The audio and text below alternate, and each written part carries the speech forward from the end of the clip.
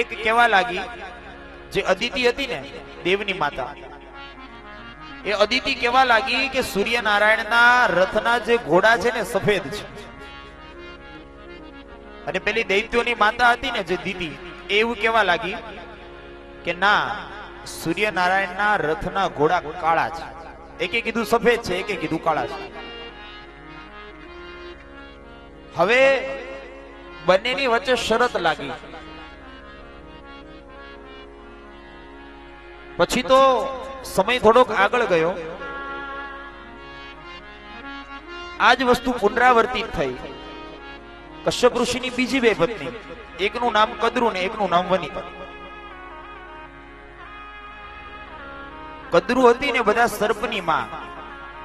કદ્રુના પેટે જેટલા બાળકો જન્મ્યા એ બધા સર્પ કહેવાના. અને વનિતાના પેટે જે જન્મ્યો એ ગરુડ. આ બંનેની વચ્ચે શરત લાગી. હકીકત એવી હતી કે સૂર્યનારાયણના ઘોડા હતા સફેદ, પણ પેલી જે કદ્રુ હતી ને સર્પની માં, એને પોતાના દીકરાઓને સર્પોને બધાને કીધું કે તમે જાઓ અને સૂર્યનારાયણના ઘોડાની ચારે બાજુ વીંટળાઈ જાઓ. એટલે જેટલા સર્પો હતા બધા ગયા અને સૂર્યનારાયણના ઘોડાની ચારે બાજુ વીંટળાઈ ગયા. સર્પો કેવા હોય? કાળા. ચારે બાજુ વીંટળાઈ ગયા. અને પછી દૂરથી પેલી વનિતાએ જોયું તો ઘોડો કેવો દેખાય? કાળો. હતો સફેદ, પણ પેલી કદ્રુએ પોતાના પુત્રો સર્પોને મોકલી અને ઘોડાનો રંગ બદલાવડાવી નાખ્યો. અને પરિણામે પેલી વનિતા શરત હારી ગઈ અને વનિતાએ કદ્રુની દાસી બનવું પડ્યું. આ વાતની ખબર વનિતાના પુત્ર ગરુડને પડી. ગરુડ કહેવા લાગ્યો કે સૂર્યના ઘોડા તો સફેદ જ છે, પણ આ સર્પોએ ભેગા થઈ અને મારી માની સાથે અત્યાચાર અને અન્યાય કર્યો છે, માટે હું સર્પોને જીવતા નહીં મૂકું. એમ કરી અને ગરુડજી બધા સર્પોને મારવા લાગ્યા. એક પછી એક, એક પછી એક, એક પછી એક સર્પોને મારવા લાગ્યા. ત્યારે કાળીય નામનો જે નાગ હતો એ ત્યાંથી ભાગી અને યમુના નદીના ધરામાં આવીને છુપાઈ ગયો. અને ગરુડજી બીજે બધે જઈ શકતા હતા, પણ યમુનાના ધરામાં જઈ શકતા ન હતા. પરીક્ષિતે પૂછ્યું કે એવું કેમ? બોલે એક કથા એવી છે કે વર્ષો પહેલા ગરુડજી યમુનાના ધરા ઉપર બેઠા હતા અને યમુનામાંથી માછલીઓ ખાતા હતા. ત્યાં એક ઋષિ બેઠા હતા, એ તપ કરતા હતા. ઋષિએ ગરુડને સમજાવ્યો કે તું અહીંયા બેસીને માછલીઓ ન મારીશ, અહીંથી દૂર જતો રહે. પણ ગરુડે ઋષિની વાત માની નહીં. એટલે ઋષિએ શ્રાપ આપ્યો કે જો હવે અહીંયા તું આવીશ તો તારું મૃત્યુ થઈ જશે. એટલે ગરુડ બીજે બધે જઈ શકતો, પણ યમુનાના ધરામાં જઈ શકતો ન હતો. એટલે ગરુડથી બચવા માટે કાળીય નાગ યમુનાના ધરામાં છુપાઈને રહેતો. ભગવાને કાળીય નાગને બહાર કાઢ્યો અને કીધું જા, હવે તું જા. તો કાળીય નાગ કહેવા લાગ્યો પ્રભુ બહાર જઈશ તો ગરુડ મને મારી નાખશે. પ્રભુએ કીધું તું ચિંતા ન કરીશ, તારા મસ્તક ઉપર મેં નૃત્ય કર્યું છે ને, તારા મસ્તક ઉપર વૈષ્ણવ તિલક થયું છે. હવે ગરુડ પણ તને મારશે નહીં. હવે તું સાચો વૈષ્ણવ થયો છે. સાચો વૈષ્ણવ કોને કહેવાય? વિષ્ણવ. જેનામાં વિષ એટલે કે ઝેર નથી એનું નામ વૈષ્ણવ. ખાલી તિલક કરી લઈએ કપાળમાં ને ગળામાં તુલસીની માળા નાખી દઈએ અને સવારમાં 7:30 વાગે ઠાકોરજીની મંગળામાં મોર પૂગી જાય અને 8 સમાના દર્શન કરીએ તો ઠાકોરજી રાજી નથી. ઠાકોરજીની માળા પછી કરજો, પહેલા ખોટા ચાળા છોડી દો તો ઠાકોરજી રાજી થશે. જેની દ્રષ્ટિમાં ઝેર નથી એનું નામ વૈષ્ણવ. મેં હમણાં જ એક જગ્યાએ બહુ સરસ વાંચેલું કે કોઈના દુઃખે દુઃખી થવું ની સહેલી વાત છે. કોઈના દુઃખે દુઃખી થવું ની સહેલી વાત છે. કોઈ રડતું હોય ને એની બાજુમાં બેસીને 2 આંસુડા પાડી લેવાય એ સહેલી વાત છે. પણ કોઈના સુખે સુખી થવું ની બહુ અઘરી વાત છે. પાડોશી BMW લાવે અને પાડોશી પેંડા વેચાવો એવું ક્યાંક જ જોવા મળે. બાકી BMW આ છોડાવે ને ઉપાધિ આ કરતો હોય, હપ્તા કેમ ભરશે? તારે ક્યાં ભરવા? પાછા ઇન્ક્વાયરી કરે હો ક્યાંથી છોડાવી, કેટલામાં છોડાવી, ડાઉન પેમેન્ટ કેટલું ભર્યું, હપ્તો કેટલાનો છે, બધી તપાસ કરી લે. પોતાનો વેત અલ્ટો નો ન હોય પણ BMW સુધીની તપાસ કરી આવે. વિષ છે ને મનમાં, આ વિષનો ત્યાગ કરવાનો છે. ભગવાને કાલિય નાગને જળમાંથી બહાર કાઢ્યો. આ બાજુ પેલા ગોવાળિયાઓને ખબર પડી કે કનૈયો અંદર ગયો એટલે ગોવાળિયાઓ ઘરે જઈને યશોદાજીને નંદ બાબાને વાત કરી. વ્રજના બધા જ વ્યક્તિઓ યમુનાના ધરા ઉપર આવ્યા છે, કનૈયાની રાહ જોવે છે. માં યશોદા ચોધાર આંસુએ રડે છે. અને એ સમયે કનૈયો જ્યારે યમુનાના ધરામાંથી બહાર આવ્યો, યશોદાજીએ ગળે લગાડ્યો. બધાએ ખૂબ રાજી થયા. રાત પડી ગઈ હતી એટલે વિચાર કર્યો કે હવે અહીંથી ઘરે નથી જવું, રાત્રે અહીંયા જ સુઈ જઈએ, સવારે ઘરે જશું. અંધારામાં માર્ગ દેખાય નહીં, રસ્તો દેખાય નહીં. રાત્રે બધાય ત્યાં યમુનાના ધરામાં જ સુઈ ગયા. અને યોગાનું યોગ બન્યું એવું કે રાત્રે જંગલમાં દાવાનળ લાગ્યો. અને દાવાનળ એટલો બધો વિકરાળ હતો કે ગોપ અને ગોવાળિયાઓ ભગવાન કૃષ્ણને શરણે ગયા. ભગવાને દાવાનળનું પાન કરી અને બધાય વ્રજવાસીઓની રક્ષા કરી છે. દાવાનળ પાનની કથા બતાવી. અને પછી તો ધીરે ધીરે સમય પસાર થવા લાગ્યો, ઋતુઓ બદલાવા લાગી. ગ્રીષ્મ ઋતુ આવી. ગ્રીષ્મ ઋતુનું વર્ણન બતાવ્યું છે. આપણે ત્યાં આમ ઋતુઓ 3: શિયાળો, ઉનાળો અને ચોમાસું. પણ આમ ઋતુઓ કેટલી? 6. નામ આવડે છે? હેમંત, શિશિર, વસંત, ગ્રીષ્મ, વર્ષા અને છેલ્લી શરદ. શરદ પૂર્ણિમા આવે ને આપણે આસો મહિનો અને કારતક મહિનો, 2 મહિના શરદ ઋતુ ગણાય. પછી માગશર અને પોષ, પછી મા અને ફાગણ, પછી ચૈત્ર અને વૈશાખ, જેઠ અને અષાઢ, શ્રાવણ અને ભાદરવો. આવી રીતે 2 મહિનાની 6 ઋતુઓ છે. ગ્રીષ્મ ઋતુનું વર્ણન બતાવી અને આગળ પ્રલંબાસુર નામનો એક રાક્ષસ આવ્યો છે. ભગવાન કૃષ્ણની સાથે મિત્ર બનીને ભળી ગયો છે. ભગવાને વિચાર કર્યો કે મિત્ર બનીને આવ્યો છે ને જો હું મારીશ તો મિત્ર દોષ લાગશે, હવે મારીથી નહીં મરાય. પરિણામે બલરામજીને કીધું કે તમારા હાથે આનો વધ કરો. પ્રલંબાસુર એટલે ખોટો મિત્ર, અસત્ય વાળો મિત્ર. આ દુનિયામાં આવા મિત્રો બહુ મળે છે, પ્રલંબાસુર જેવા. જરૂર હોય ત્યાં સુધી તમારી ભેગા રહે, તમારું કામ હોય ત્યાં સુધી તમારી સાથે રહે.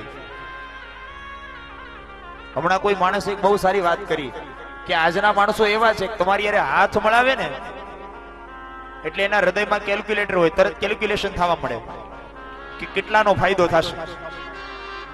હાથ મળાવે ત્યાં ગણાય જાય અંદર કે એટલાનો ફાયદો આની પાસેથી લેવાનો છે. આવા મની માઇન્ડેડ માણસોથી થોડા દૂર રહેજો. બહુ કેલ્ક્યુલેશન કરતા હોય ને એનાથી દૂર રહેવું. સંબંધમાં હંમેશા ત્યાગની ભાવના હોવી જોઈએ, લેવાની ભાવના ન હોવી જોઈએ. જો તમે ત્યાગતા શીખી જશો ને તો જીવતા શીખી જશો. ત્યાગે સો આગે. અને આપણે ત્યાં એવું કહેવાય છે સાહેબ કે જ્યાં ત્યાગ થયો ને ત્યાં રામાયણ થઈ. રામે કીધું મારે ગાદી નથી જોતી, ભરતને આપો. ભરતે કીધું મારે નથી જોતી, રામને આપો. એકબીજાએ ત્યાગી તો રામાયણ થઈ. અને ભાગલા પડ્યા તો મહાભારત થયું. પેલો કે મારે જોઈએ, પેલો કે મારે જોઈએ. જ્યાં ભાગલા પડે ને ત્યાં મહાભારત થાય છે, અને જ્યાં ત્યાગ થાય ત્યાં રામાયણ થાય. પછી તો આગળ જતા બલરામજી દ્વારા એ પ્રલંબાસુરનો વધ કરાવ્યો ભગવાન કૃષ્ણએ.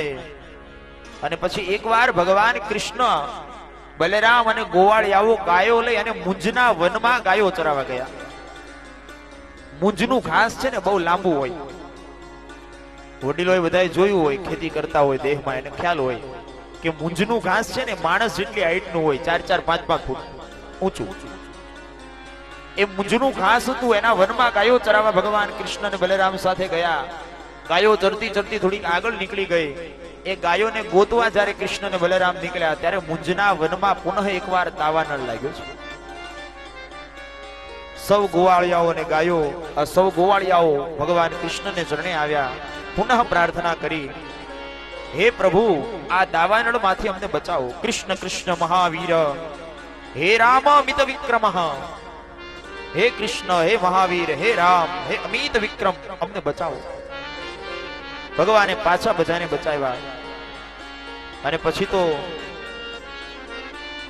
શરદ ઋતુ આવી. અને જ્યાં શરદ ઋતુ આવી, સ્વચ્છ શીતળ મંદ અને સુગંધી પવન લહેરાવા લાગ્યો. એક દિવસ ભગવાન કૃષ્ણ વેણુ વગાડતા હતા અને એ વેણુનો નાદ ભગવાન કૃષ્ણએ એવો સુંદર કર્યો.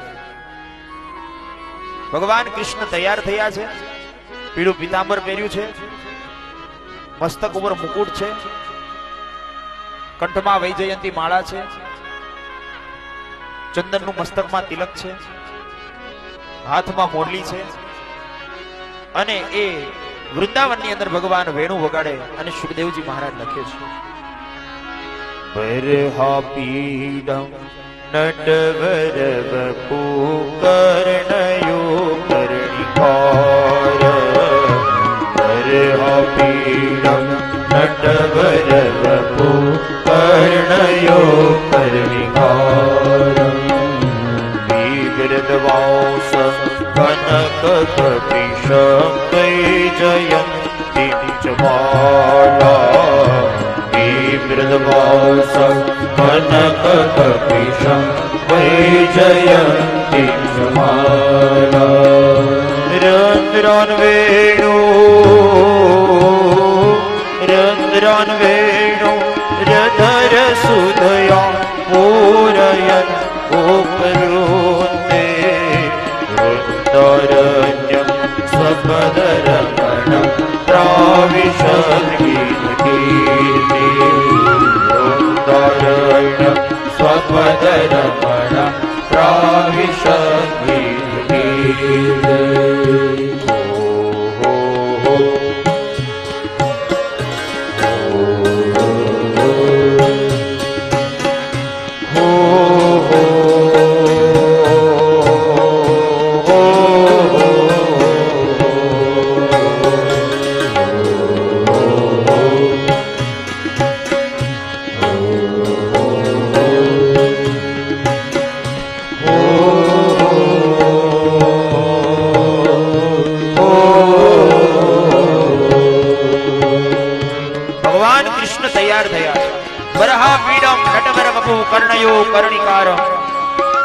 કાનમાં કરેણના ફૂલ લગાવ્યા છે, મસ્તક ઉપર મુકુટ છે, પીતાંબર ધારણ કર્યું છે, હાથમાં મોરલી પકડી છે અને વેણુનો નાદ એવો કર્યો કે ભગવાનનો વેણુનો નાદ જ્યાં ગોપીઓ ઘરે કામ કરતી હતી એના કાનમાં પડ્યો છે. ભગવાનના વેણુના નાદથી જડ ચેતન થયું, ચેતન જડ થયું. પેલા પક્ષીઓ પોતાના મુખમાં દાણો ચડીને લાવે અને પોતાના ઘરે આવી અને પોતાના નાના બચ્ચાના મુખમાં પેલો ચણનો દાણો દેવા જાય, પણ કનૈયાની વાંસળી સાંભળી અને પેલું પક્ષી ત્યાં જ અટકી જાય. પેલી ગાય પોતાના વાછરડાને ચાટતી હતી અને વાછરડું માના દુગ્ધપાન કરતું હતું, પણ કનૈયાની વેણુ સાંભળીને કાન ઊંચા ઊંચા કરીને વાછરડું અને ગાય બંને કનૈયાની વાંસળી સાંભળી. સુખદેવજી મહારાજ લખે છે, રાજા પરીક્ષિત, અક્ષણવતામ ફલમિદમ ન પરમ વિદામ સત્યમ અશુન્ન વિવેશયતોર્વયસ્ય વક્ત્રમ વ્રજેશ સુતયોર્ન વિશાલ વેણુ જુષ્ટમ યેરવા નિમિતમનુરક્ત કટાક્ષ મોક્ષ.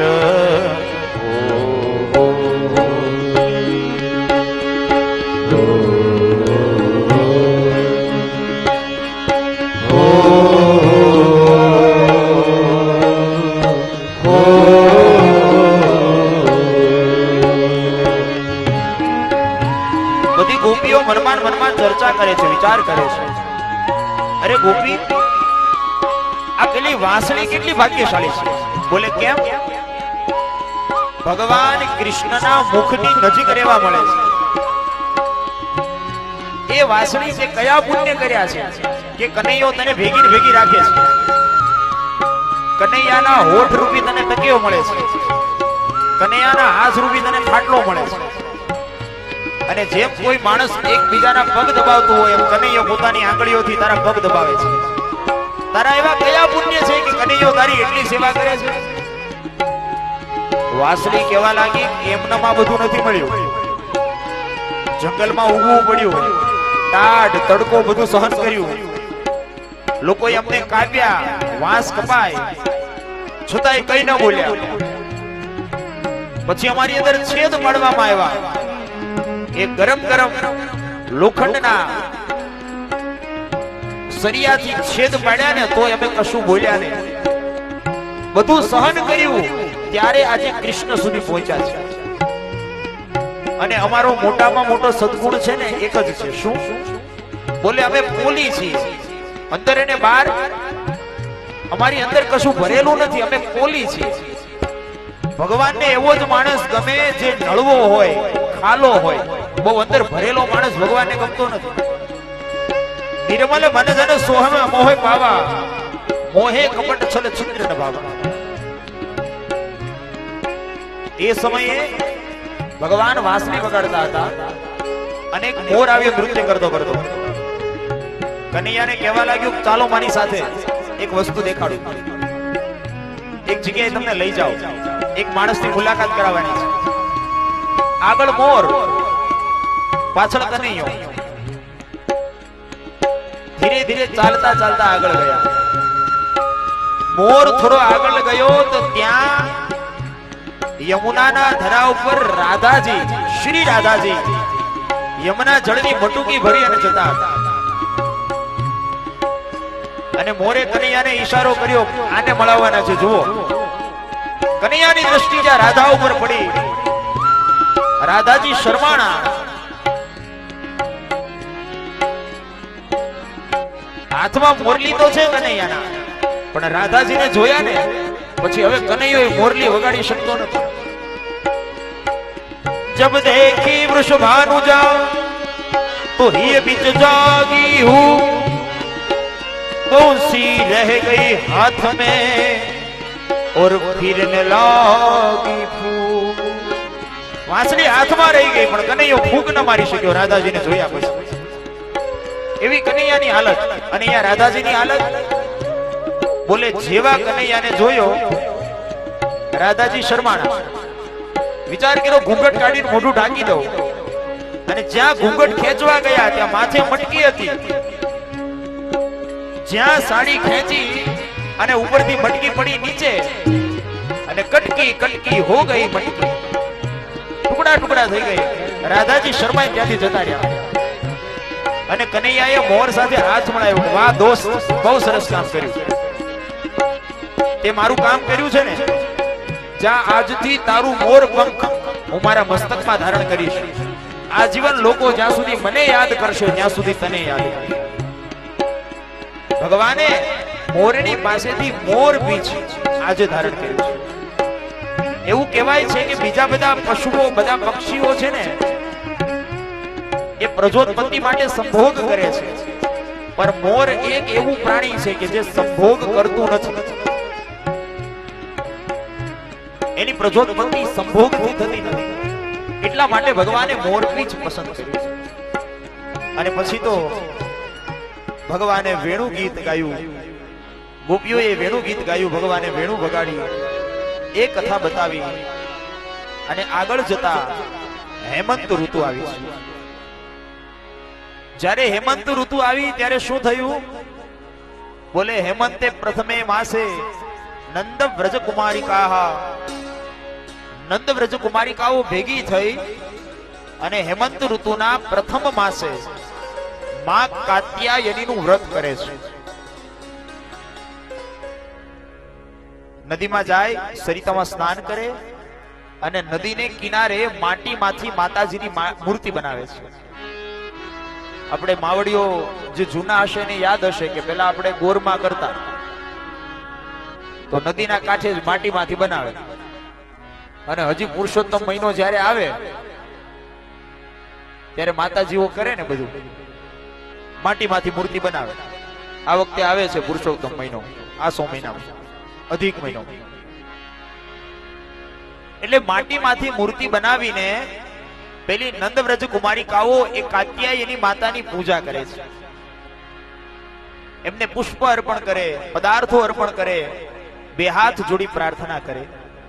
કાત્યાયની મહામાયે મહાયોગિન્યરીશ્વરી નંદગોપ સુતમ દેવી પતિમ મે કુરુતે નમઃ.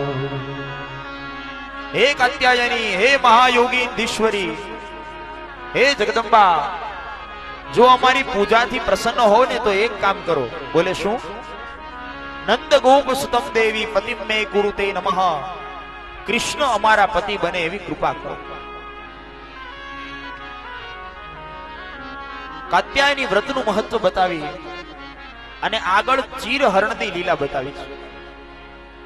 ઘણા બધા લોકો આ લીલાને છે ને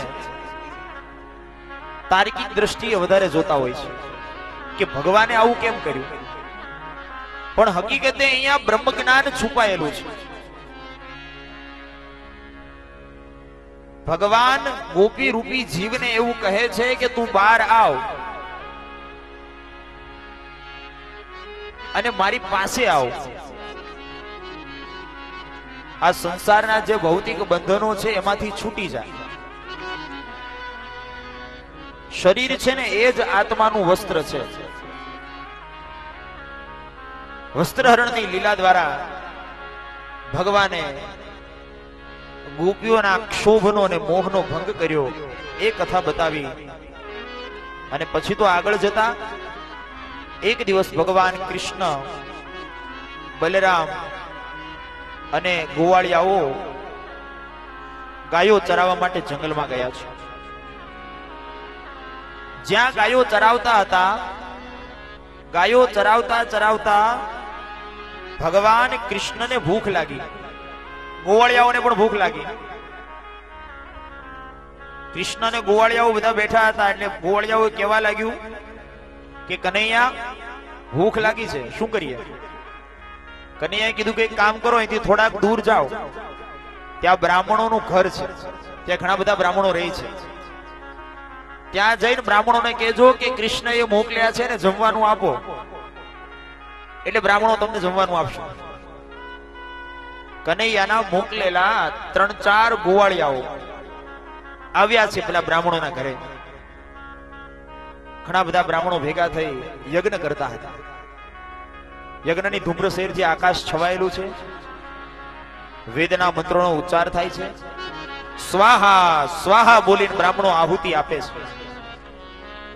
અને એ સમયે કૃષ્ણના મોકલેલા પેલા ગોવાળિયાઓ આવીને કહે છે, હે ભૂમિ દેવાહ શૃણુત, હે ભૂદેવ સાંભળો, કૃષ્ણએ અમને મોકલ્યા છે, કનૈયો થોડે દૂર ઉભો છે, એને ભૂખ લાગી છે, જમવાનું આપો. પણ પેલા બ્રાહ્મણો તો યજ્ઞ કરવામાં મશગુલ હતા. ગોવાળિયાઓ 1 વાર કીધું, 2 વાર કીધું, 3 વાર કીધું, પણ ભૂદેવોએ સામે ન જોયું, યજ્ઞ ચાલુ રાખ્યો, સ્વાહા સ્વાહા સ્વાહા. ગોવાળિયાઓ કંટાળીને કનૈયા પાસે પાછા ગયા. કનૈયા, ત્યાં ભૂદેવો તમારી સામું જોતા જ નથી, યજ્ઞ જ ચાલુ રાખે છે, સ્વાહા સ્વાહા જ કરે છે. ભગવાને કીધું ચિંતા ન કરો, પાછા જાઓ. જે ભૂદેવોના પત્ની છે ને ગોરાણી માં, એને કહેજો કનૈયાએ મોકલ્યા છે, એ આપશે જમવાનું. પાછા ગોવાળિયાઓ ગયા, આવીને ઉભા રહ્યા. નમો વે વિપ્રપત્નીભ્યો, હે વિપ્રપત્ની નમસ્કાર છે તમને, કનૈયાએ મોકલ્યા છે ને અમે આવ્યા છીએ, ભૂખ લાગી છે, જમવું છે. અને બ્રાહ્મણની પત્નીઓ રાજી રાજી થઈ ગઈ કે ઠાકોરે બોલાવ્યા છે, કૃષ્ણ. જે સામગ્રી યજ્ઞ નારાયણને ધરવા માટે બનાવેલી ને ભોજનનો થાળ, એ આખો થાળ એમનેમ લઈ અને બ્રાહ્મણની પત્નીઓ તૈયાર થઈ છે. અને કેવા લાગી પેલા ગોવાળિયાઓને કે તમને આપી દઈએ અને તમે જાઓ એવું નહીં, અમે સાથે આવીને અમારા હાથે કૃષ્ણને જમાડીશું.